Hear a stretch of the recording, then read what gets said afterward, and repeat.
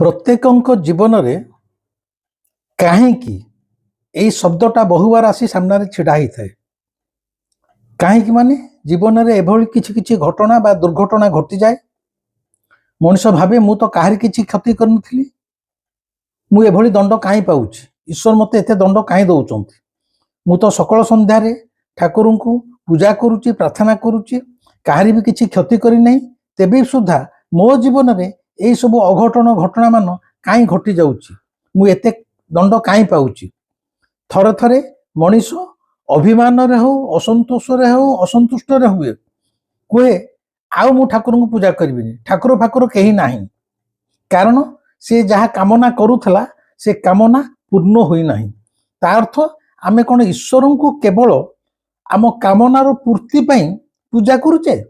ଈଶ୍ୱରଙ୍କୁ ପୂଜା କରୁଛେ କେବଳ ଏଇ ସକାଶେ ଆମେ ଜୀବନରେ ଯାହା ଚାହୁଁଛେ ସେଇ ସବୁ ଜିନିଷ କେମିତି ସାଙ୍ଗେ ସାଙ୍ଗେ ମିଳିଯାଆନ୍ତା। ଯଦି ନ ମିଳୁଛି ତାହେଲେ ଈଶ୍ୱର ନାହାନ୍ତି। ଯଦି ଦୁଃଖ କଷ୍ଟରେ ପଡୁଛି, ଜ୍ୱାଳା ଯନ୍ତ୍ରଣାରେ ଭୋଗୁଛି, ହସ୍ପିଟାଲରେ ପଡୁଛି, ତାହେଲେ ମଧ୍ୟ ଈଶ୍ୱର ନାହାନ୍ତି। ତା ଅର୍ଥ ଈଶ୍ୱର ତମର ଗୋଟେ ବୋଲ କରା, ତମେ ଯାହା ଚାହିଁବ ସେ ତା ସାଙ୍ଗେ ସାଙ୍ଗେ କରିଦେବ।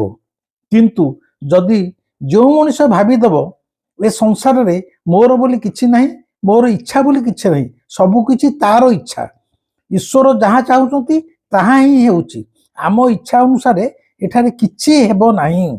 ସବୁ ହେଉଛି ଈଶ୍ୱରଙ୍କର ଇଚ୍ଛା। ତାଙ୍କରି ଇଚ୍ଛାରେ ଏଠି ପ୍ରତି ମୁହୂର୍ତ୍ତରେ ନଦୀରେ ପାଣି ବହୁଛି, ସମୁଦ୍ରରେ ଢେଉ ଉଠୁଛି, ଗଛରେ ପତ୍ର ମଧ୍ୟ ହଲୁଛି। ମଣିଷ ପାଖରେ ଯେତେ ଟଙ୍କା ବୁଦ୍ଧି ଥିଲେ ମଧ୍ୟ ତା ଇଚ୍ଛାରେ ଏଠି କିଛି ହେଇପାରିବ ନାହିଁ। ଈଶ୍ୱରଙ୍କର ଇଚ୍ଛାକୁ ଯିଏ ଗ୍ରହଣ କରିଗଲା ସିଏ ଜୀବନରେ ଆନନ୍ଦରେ ରହିଲା, ସୁଖରେ ରହିଲା, ତାରି ଇଚ୍ଛା ପୂର୍ଣ୍ଣ ହେଉ।